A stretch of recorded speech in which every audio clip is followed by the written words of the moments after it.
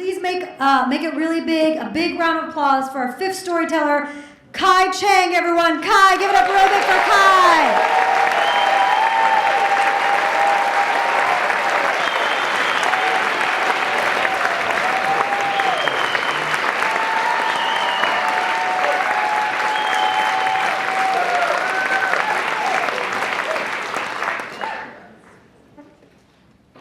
My favorite professor in university was a self-confessed liar, which I suppose requires a bit of explanation.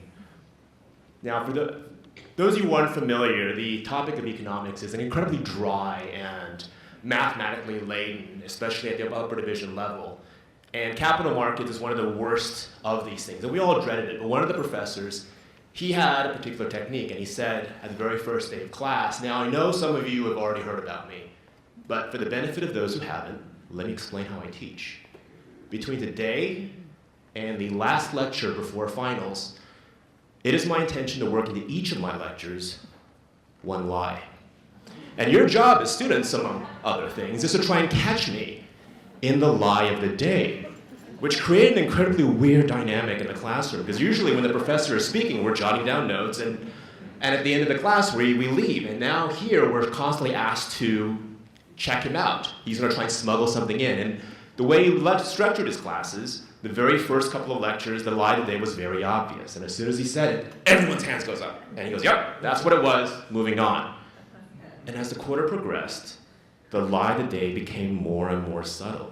Sometimes he would say something and no one would catch it for 5, 10 minutes.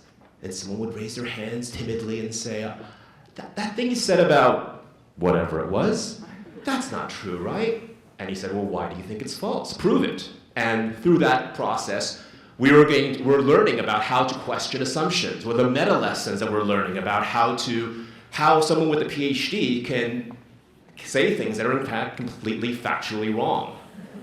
But the most brilliant thing, a very valuable lesson, which I wish more people would learn, right? Now, what was interesting was that and so of course sometimes the lie was so subtle that he would go through an entire lecture and no one would successfully catch him at it. It slipped by everybody. And so usually at the end of a college class, as you've probably have experienced, everyone zips up their bag and they leave, and at this point we're all just sitting here looking at him like, well, what was it? And he smiles, very pleased with himself, and he said, it looks like every one of you has a falsehood in your lecture notes. Discuss amongst yourselves what it might be, and we'll talk about it Monday. And so we're forced to go through this incredibly high level of cross-checking, evaluating, thinking, and then we would, of course, it will be revealed. But of course, the most evil and brilliant tactic that he used was during the most technically difficult lecture of the entire quarter, there was no lie. So we're sitting here next Monday, and we have all of our notes and our theories. Okay, so we think it's this, and why do you think it's false? No, in fact, that was true. What else you got? Next thing, and finally we give up. Fine, we give up. What is it? And then he had the biggest grin on his face. He said, remember the very first day of class, how I said that every lecture has a lie?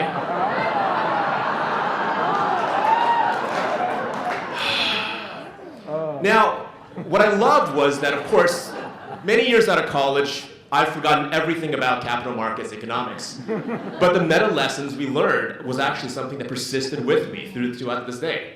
That a professor or someone with a seeming position of authority can speak and be totally wrong, intentionally so.